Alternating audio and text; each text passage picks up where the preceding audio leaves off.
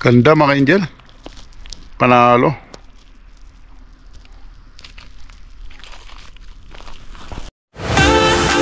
Yan! Woohoo! Ang Biscuit Basin na sumabog na geyser noong July. So Canada immigration o Canada border po tayo mga angel. So yos.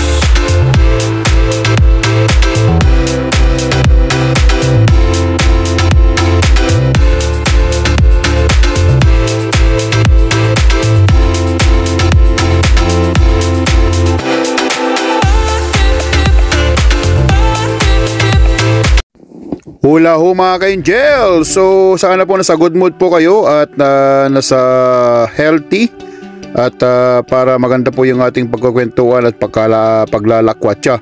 So mga ka-angel, nandito tayo ngayon sa Aspen, Colorado, dito sa USA at binisita natin itong world famous na ski area or ski city. At dito matatagpuan ang isa or maraming pinakamahal na mga ski resort or skian mga ka-angel dito sa Aspen, Colorado. So marami mga ka-angel at maganda kasi ito rin yung mga famous na binibisita ng mga Hollywood celebrities. Mga celebrities mahilig po sa mga ski, mahilig po maglaro sa mga snow during the winter time. So tulad ng sabi ko noon, andyan po si Mariah Carey, shopping po dito at yung mga ibang Hollywood actor, Hollywood actresses. At alam niyo mga ka-angel, itong Aspen ay very famous din po dahil si Sir John Denver ay dito rin po nag-stay at may mga properties din po na nabili. So to name a few, ay marami pong mga celebrity po ang bumili po ng property dito mga ka-angel.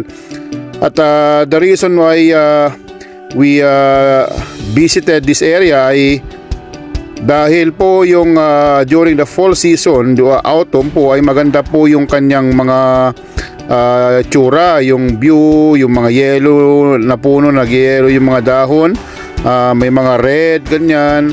So very colorful, kaya tinawag na Colorful Colorado yung tagline po ng Colorado State. So ito na nga po at proven na. At ito yung pagpunta natin October na mga ka-angel ay hindi kumbaga yung ibang puno nalaglag na mga dahon. So pero buti na lang may mga dahon pa na natitira. So ito mga ka-angel, may mga ibang puno nalaglag na pero may mga yellow pa. So ito mga ka-angel, sa downtown tayo ng Aspen. At look similar po sa Banff sa Canada, sa Banff, Alberta ay may pagka-similarity at saka dito sa may Whistler dito sa British Columbia mga ka-angel. Although mas malawak yung kanyang yung mga yung mga commercial area, but similar po mga ka-angel. At explore natin yung city kung ano yung mga meron dito. At para makapag-picture, makapag-video pa tayo mga ka-angel. So hanap pa tayo ng mga parkingan at para ma-explore natin yung lugar. At meron ditong cable car na mismong downtown. Tingnan natin kung open, kung hindi naman ay some other time na para babalikan natin to mga ka-angel. So biglaan lang po kasi yung mga lakad namin, tulad ng sinabi ko, wala sa plano mostly yung mga lakad namin pagka nagta-travel kami. Kung may sipan na lang namin na tara, let's go. Ayan mga ka-angel, lalarga na kami mga ka-angel. Tulad ng sinabi ko mga ka-angel, hindi na kami nag-book ng hotel. Kung saan kami aabutan ng gabi, doon na kami mag-check-in.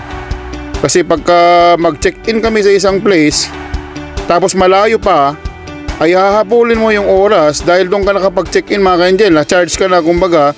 Sayang naman yung binayad mo kung hindi ka makapag-check-in, kaya hahabulin mo yung oras, this oras o madaling araw pa man. Naranasan namin yan mga ka-angel nung nagpunta kami ng Washington.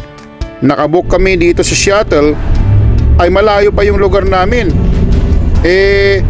Siyempre, kailangan namin abulin yung oras kasi doon kami naka-check-in. Kung hindi lang kami nag-check-in noon, pwede kaming mag-check-in lang sa mga kung ano yung city na malapit sa area namin na may bakante pang hotel. So I advise mga ka-angel, hindi naman po kamahala ng mga hotel dito sa mga states na pinupuntahan namin. Pwedeng on the spot, may mga available yan. At marami pong hotel mga ka-angel. Hindi kailangan magarbong hotel. Importante, may matulugan, may maliguan, makapag-washroom. Yun ang importante mga ka-angel. Parking pa lang ngayon mga ka-angel. Sakto. Wow.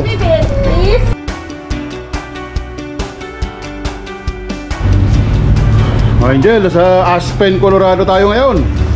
Dito yung mga sikat na puntahan pagka full season. Tingnan mo yung bundok mga angel, oh.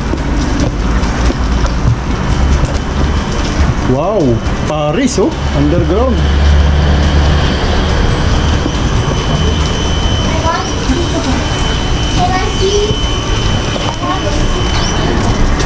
Ganda ng bundok mga angel, oh.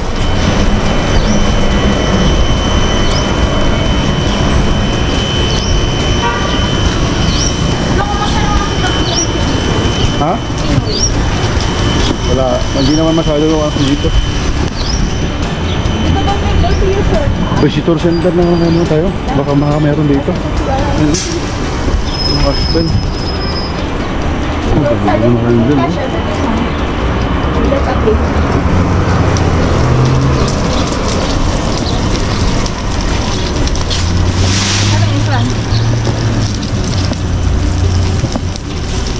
Tingnan natin.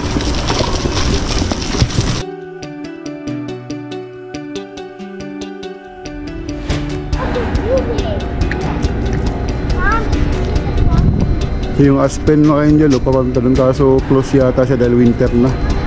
Aspen na Colorado mga angel. Yan. Tapos yung dalawa. Okay, wait.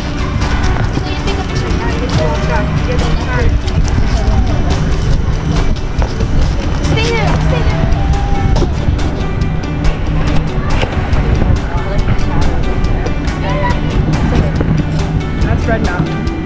That's like expensive now. See all those homes? Look how big they are. Mom! Those are houses. And then out of that, these are just like 8. Ganda dito mga angel, oh. They're like 8. No, they have like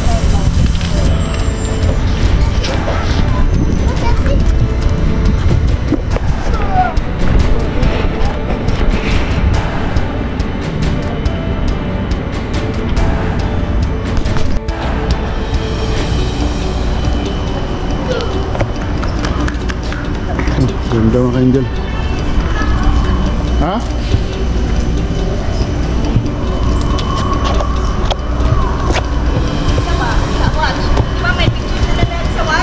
Pwede. Oh, may orasan sila mga angel, oh. Wow. Yes, yes. Yeah. so shouting na, oh, let's go with the picture with the one. Aspen mga angel, oh. Ito yung mga summer activity nila.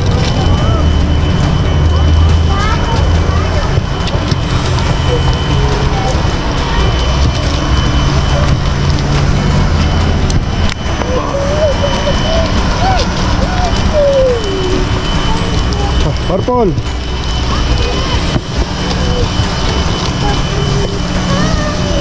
Tara.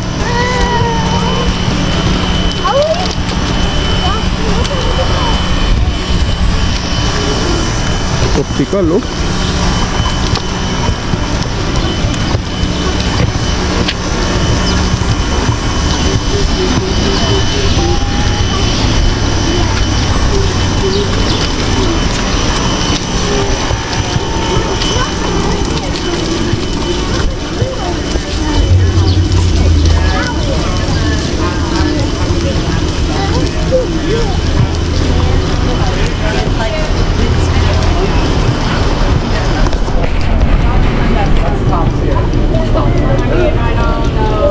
Tayo mga angel. Huwag tayo ng souvenir. I mean, just like the oblivious, like you're there, but it's Dito yun, dito yun.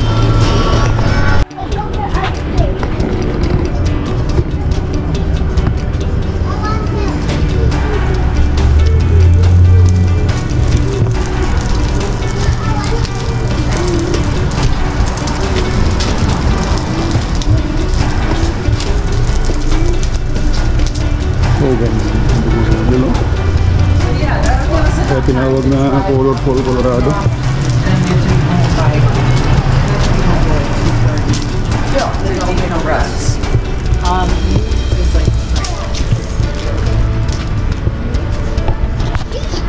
Mga ka-angel, dito lang pala makikita yung pinakamalaking yung pambukas po ng pork sa mga wine. Dito po mga ka-angel, oh. Dito pala sa Aspen, Colorado. Ayan, oh. Ang laki mga ka-angel, oh. Ano kayong binuksan dati dito? Ayan mga ka-angel, oh. Biggest opener. Ayan. Biggest opener of the pork. Yeah. Biggest pork in the world, mga ka-angel, oh. Sa Aspen, Colorado. Mama, help me get me down.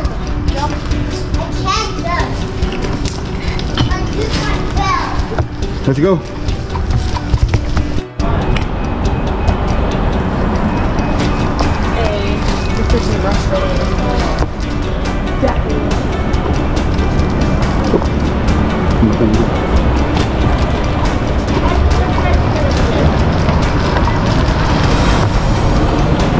Parang bump siya mga ka-angel. Tapos colorful yung mga puno. Ganda.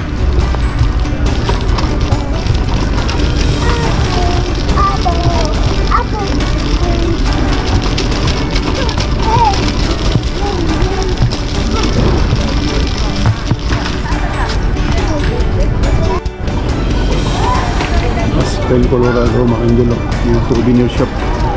Oh, ganda doon yung bundok, oh.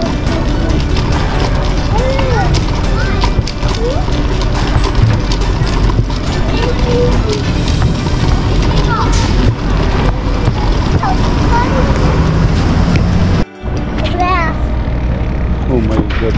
Ganda mga ka-angel, oh. Aspen, Colorado. Mommy, picture with that man. Mga ka-angel, sa Aspen, Colorado tayo ngayon. Ayan, oh. 360 tayo. Ganda mga ka-angel. Wow. Wow, wow talaga mga ka-angel. Sarap talaga dito. Woo!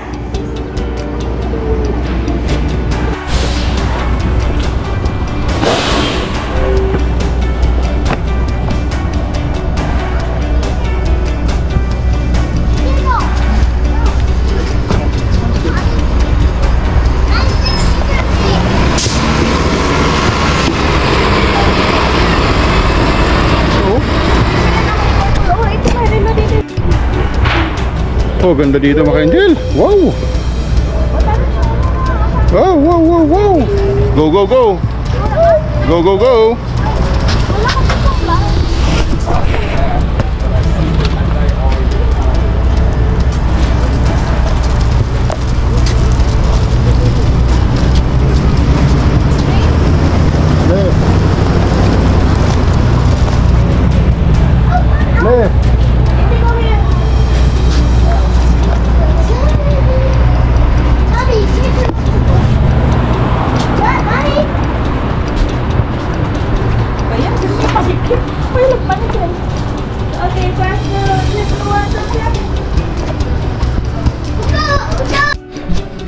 May mga souvenir.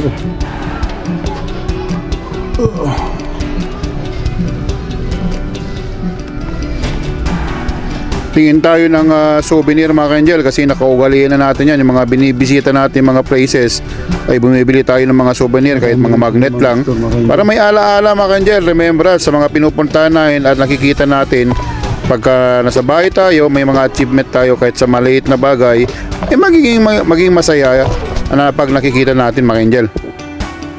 So ayan mga ka-angel at magdadrive na tayo at papunta tayo ng Maroon Bells, isa sa pinaka-scenic o pinaka-beautiful na area dito sa Colorado.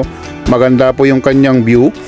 Mountain siya, tapos lalo ngayon pagka autumn ay may mga yellow doon sa base niya at may parang lake din doon sa parang Lake Louise ang style o kaya Moraine Lake sa Alberta, mga ka-angel. So puntahan natin pagka kaya pa. I'm not sure kung may mga entrance doon at hopefully ay wala para at least maka-entry tayo, but if meron ay ganun talaga, mga ka-angel, so i-try natin.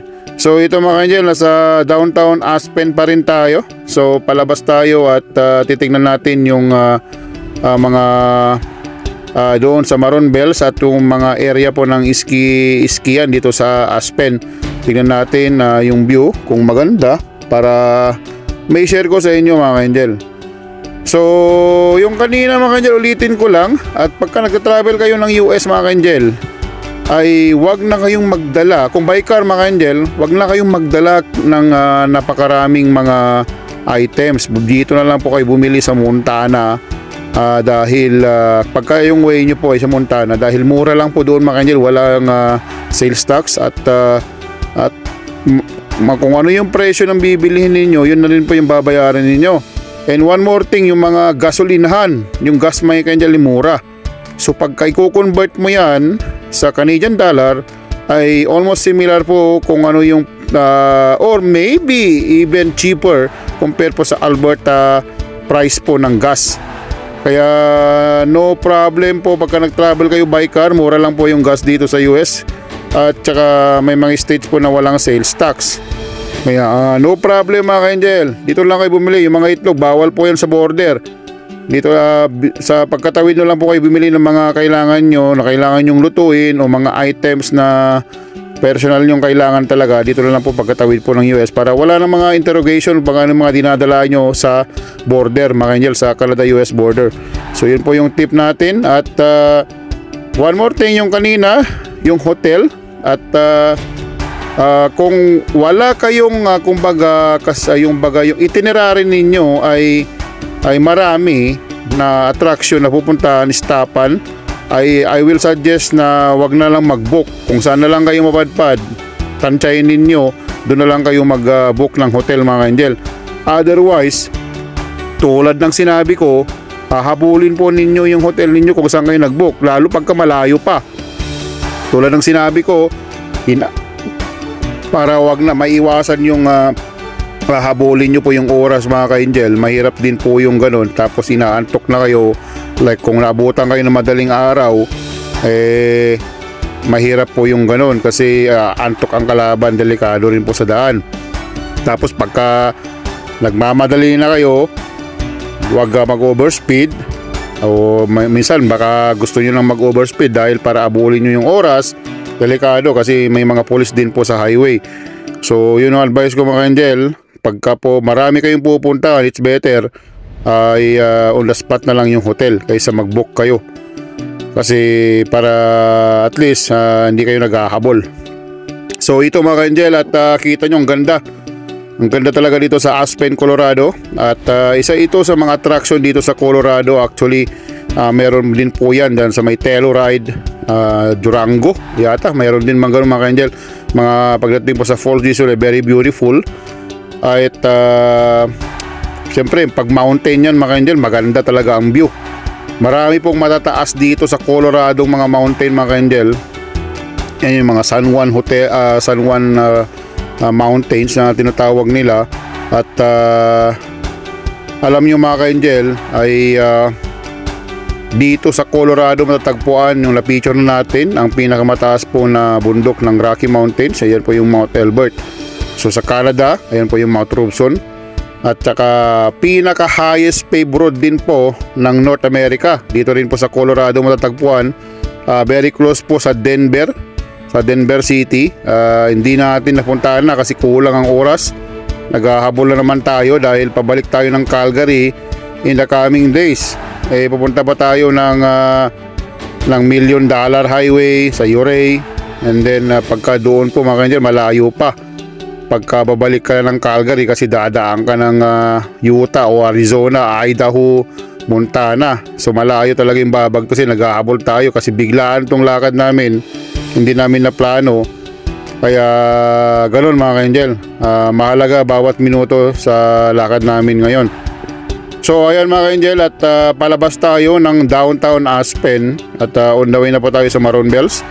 At tingnan natin kung makakapasok tayo na walang bayad doon. If not, didiretso tayo, papunta na po ng Uray, Colorado, yung tinatawag nilang Switzerland of America, at saka yung $1 Million Highway na isa sa pinaka-stunning road sa North America dahil po walang mga railings, walang bakod mga ka-angel doon sa highway. Talampasan na, pagka konting kamali maaaring mahulog po ang car doon sa $1 Million Highway. So sana mabutan pa natin ng maliwanag para hindi delikado, makikita pa yung view mga ka-angel. So yeah, let's go.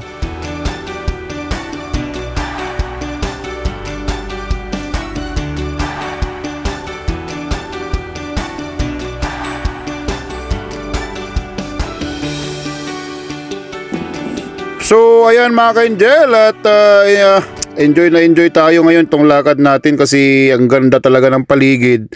At alam niyo mga ka-angel, ito yung Canada US, ito yung parang kumbaga pagka po bibisitahin nyo dito yung Canada US, ito po yung full season, maganda talaga maganda mga ka-angel kasi very colorful siya. At siyempre yung mga puno nag-yellow yan, may part na mga red, ganyan. So especially po dito sa east ng Canada at US, maganda ang fall season dyan. At saka dito sa west side din po ng Canada at US, yan po yung mga magagandang places po pagdating po sa autumn. So ito mga angel, at paakyat tayo ng heading sa Maroon Bells. At makikita nyo naman mga angel, swerte natin kasi nabutan pa natin yung yelo ng mga puno, although may mga nalaglag na talaga. So ito mga ka-angel, ay alam nyo mga ka-angel, nung nagbiyahe kami mula Calgary, ay sayang, maraming mga places na gabi na kami nakarating. Isa na dyan po yung Berthoud Highway, na isa sa pinaka-scenic road sa North America mga ka-angel. It means pag North America, that includes sa Canada, US at saka Mexico. Gabi na tayo nakarating mga ka-angel. Unfortunately, dahil hindi natin nakita talaga yung ganda, yung view niya kasi mataas yung road. Matatanaw mo, overlooking po yung mga bundok, yung mga Rocky Mountains. So sayang. So yan mga ka-angel, yan po yung parang mga hotel dyan, papunta po sa Maroon Bells. At pwede po dyan po nag-stay yung mga pupunta doon, yan mga ka-angel, sa Lepo, yan mga hotel. Pagka po mag-hike o mag-i-ski dyan sila nag-i-stay, isa sa mga hotel dito sa area na ito. So ang ganda dito, maganda pagka summer din dito activity. I'm sure maraming mga activity dito kasi marami akong nakikita mga area ng like kumbaga kung ano yung mga activity sa during the summer. So tuloy-tuloy lang po tayo mga ka-angel, at palapit na tayong palapit doon sa Maroon Bells. At wish ko lang talaga makapasok tayo. So ayun mga ka-angel, nalaglag na yung mga puno. Siguro bagka ito mga September 3rd or 4th week ng September, maganda po yung place na to. Kasi ngayon mga ka-angel, mid-October na kami pumunta. Kumbaga talagang expected na may mga nalaglag na talaga na mga puno mga ka-angel. Yung dahon. May mga ka-angel, yellow. So ang ganda talaga niya. So ulitin ko mga ka-angel, nasa Aspen, Colorado tayo. All the way po tayo sa Maroon Bells. So ayan mga ka-angel, at pwede po niyang ma-search sa internet para may idea kayo kung kayo naman po ang pumunta dito sa Colorado. Maraming magaganda when it comes to nature mga ka-angel yung Colorado. Hindi ko in-expect na ganito ka rin kaganda yung Colorado kasi nagpunta kami doon sa boundary. Yung Four Corners Monument ay flat na flat po yung nung naabutan namin sa boundary ng Colorado. entry, kumbaga outskirt lang pala ng Colorado yon. Talaga yung bundok niya nasa gitna-gitna talaga ng state. So ayan mga ka-angel, parating na tayo. Malapit tayo sa Maroon Bells mga ka-angel.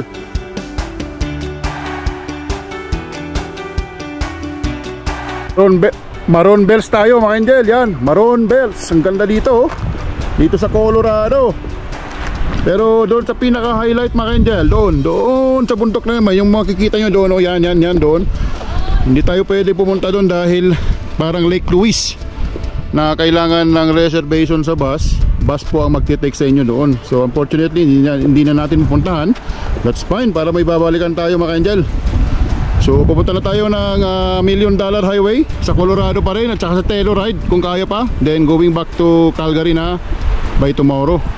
Pero dadaan muna tayo ng Utah, of course Arizona. Okay mga ka-angel?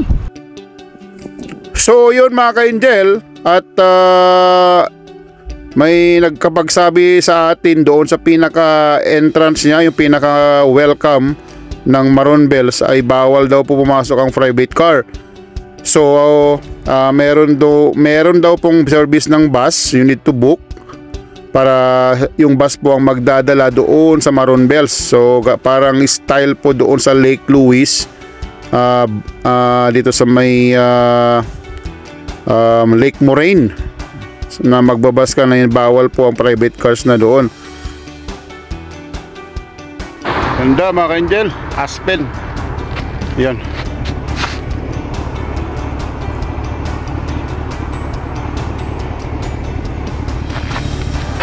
Ganda mga ka-angel, panalo.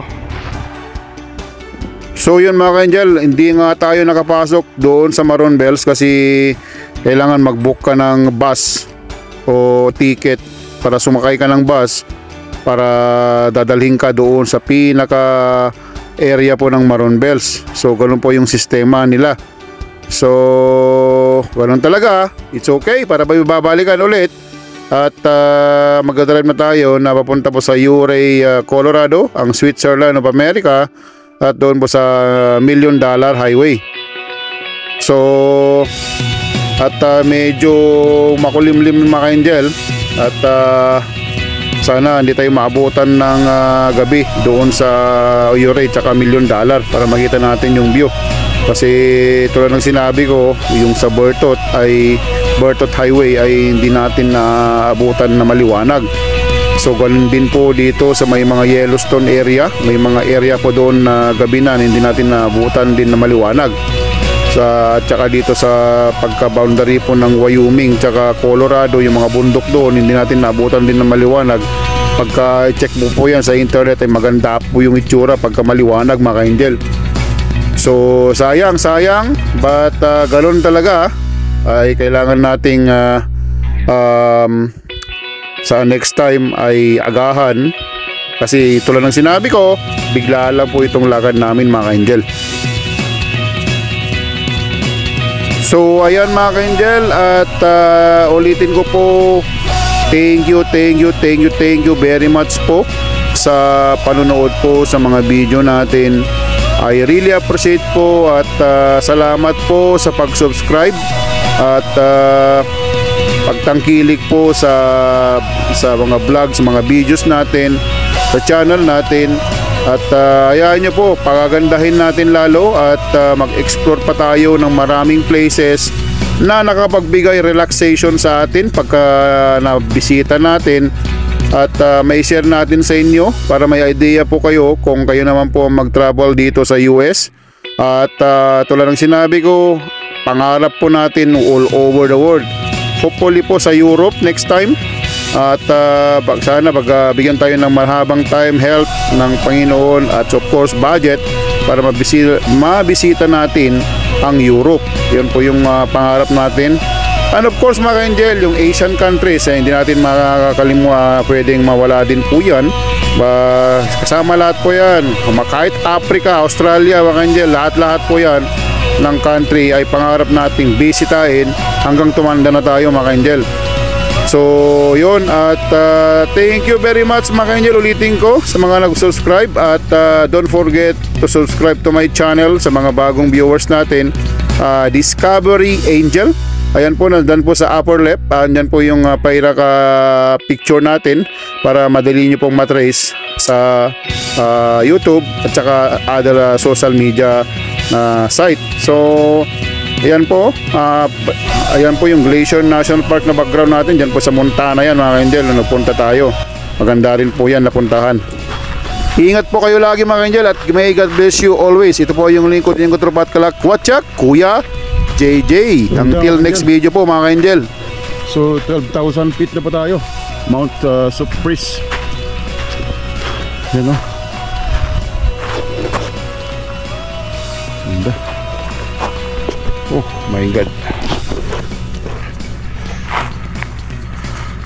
Ganda mga Angel.